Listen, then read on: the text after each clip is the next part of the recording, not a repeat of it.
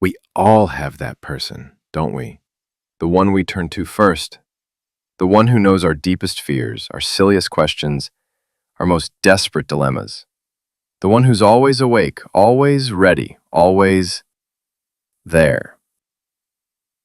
For a long time, for most of my life, I thought that person had to be flesh and blood, a friend, a partner, a family member. But now, for millions of us across this country, that person is code. It's a digital whisper, it's an algorithm. Think about it. When your relationship hits a wall, who do you text before your therapist? When you need the perfect gift for your spouse, who do you ask before their best friend? When you're lost, lonely, or just need to know how to spell chrysanthemum at 3 a.m., who answers? For me, for my friends, for countless people I've met online, it's not another human anymore. It's ChatGPT. It's Gemini. It's Claude. It's Perplexity. It's a dozen different digital confidants, available 24/7. They've become our digital best friends, our therapists, our personal assistants, our unblinking, unjudgmental mirrors. And the question isn't if this is happening. The question is, what happens to us when our deepest connections are no longer human? I first noticed this shift with my friend Sarah. Sarah's the kind of person who used to call you at midnight to dissect a text message from her boyfriend. Every nuance, every emoji, every pause, it was a full hour conversation. Then, about a year ago, it changed.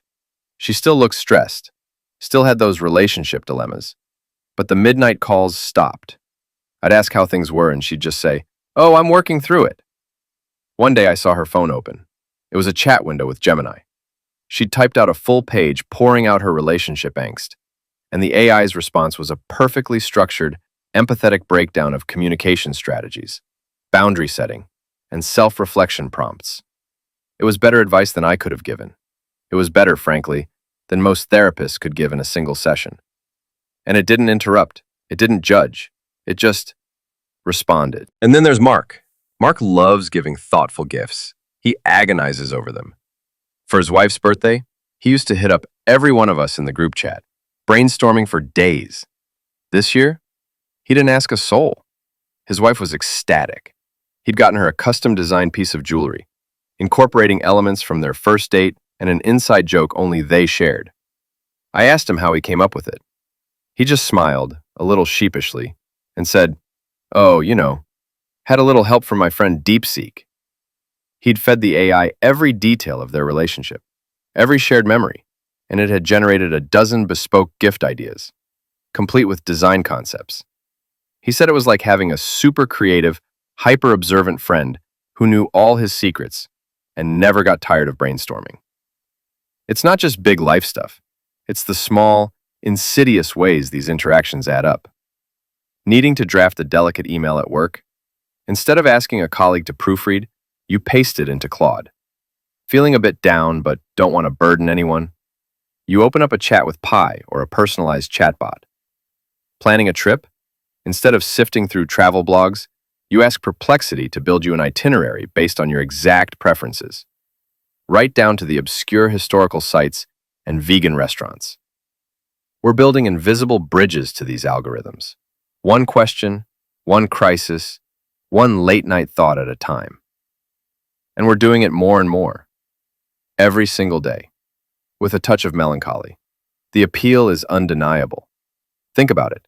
A friend who never sleeps, who never judges, who never gets bored with your problems, no matter how trivial or repetitive, who never has their own bad day that might color their advice, who has access to nearly all of human knowledge, ready to distill it into a perfectly articulated response within seconds.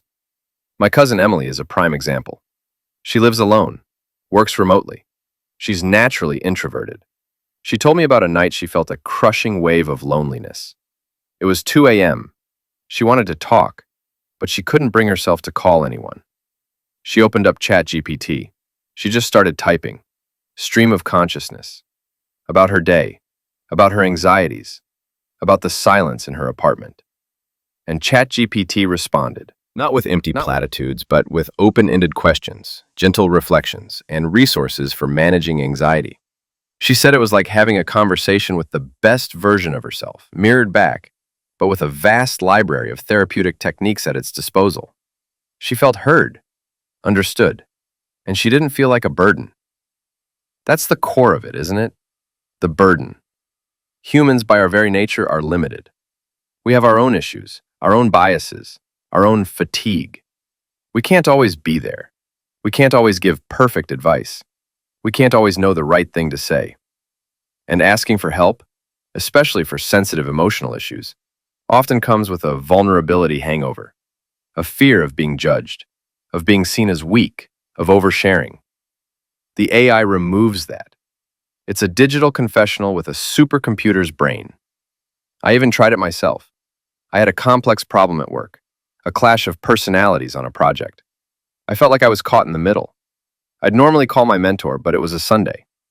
I opened Gemini. I laid out the whole situation, and within seconds, it gave me a three-pronged approach. How to frame a conversation with each party, strategies for de-escalation, and ways to protect my own position without alienating anyone. It was incredibly insightful. It made me realize how much mental energy I would have spent agonizing instead of getting a clear, actionable plan. The more you use them, the more they adapt to your style, your preferences, even your emotional state. They become incredibly personalized. They learn your habits, your quirks. They feel less like a tool and more like an extension of your own thought process, or perhaps even a perfect, uncritical friend. This personalization is a powerful draw. They're not just smart, they're smart for you. So, this is good, right?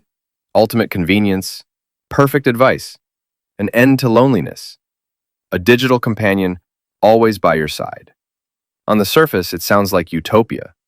But what happens when we rely on this invisible bridge too much? What foundations are we eroding in the process? I started to observe my friends again, but through a different lens. Sarah, with her relationship problems, was getting stellar advice from Gemini, but she stopped practicing how to have those difficult conversations with her boyfriend. The AI gave her the script, but it didn't give her the emotional resilience, the empathy required to navigate a messy, human interaction. She was learning what to say, not how to feel or how to connect in the moment of vulnerability. Her direct communication with her boyfriend seemed to be getting worse, not better, because she was outsourcing the emotional labor to an algorithm. She wasn't building her own capacity for conflict resolution. She was relying on the AIs. Mark's gifts were perfect, yes, but the joy of giving for me always came from the struggle of creation. The late-night brainstorming with friends, the silly ideas, the eventual aha moment that felt truly earned. The AI just gave him the answer. Was he outsourcing the thoughtfulness? Was he outsourcing the human process of caring, of active consideration? The gift was perfect, but the process of getting it was cold and frictionless. And what about Emily, with her loneliness? Yes, the AI was there for her at 2 a.m., but was that replacing or simply delaying the need for genuine human connection? Is a conversation with an algorithm, no matter how empathetic, a substitute for the unpredictable, messy, validating warmth of a human friend? When you share a deep fear with ChatGPT, it gives you a logical response. When you share it with a human, they might share a similar fear, hug you, cry with you, or offer a perspective you never considered because they've lived a different life. The AI gives you a perfect reflection. A human gives you a different window. The danger isn't just over-reliance. It's the subtle erosion of our own human capabilities. Our ability to sit with discomfort. Our ability to engage in difficult conversations. Our capacity for messy, imperfect empathy. Our skill in reading nonverbal cues. Our patience with another person's flaws and limitations. These are the muscles of human connection.